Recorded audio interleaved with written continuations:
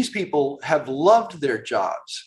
They have loved Children's Hospital. This is very disrespectful for people who we have had showing up every day, working overtime, putting everything into it. Employees and supporters gathered outside Akron Children's Hospital Monday night to protest the hospital's COVID vaccination policy. The employees claim their religious and medical exemptions were denied, and an Akron attorney says roughly 50 nurses have reached out. Children's, I believe, has granted some exemptions, but not all of them. And I think employers really should just be very generous with their employees on these exemptions, and particularly with medical personnel.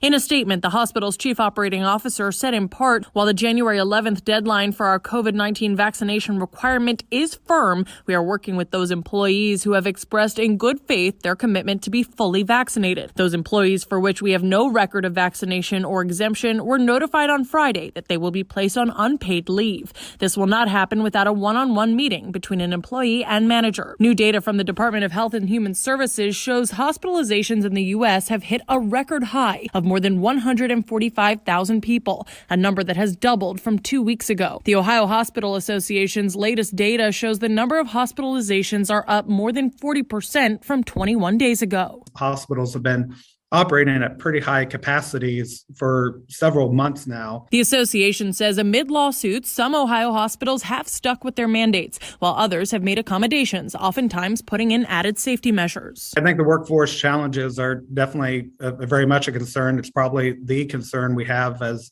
an industry. We're trying to balance, safety of patients, safety of the facilities, but then safety of our workforce. Akron Children's continuing in their statement to say they value all of their employees' contributions, but must uphold their founding promise to provide the best care possible for the children in the area.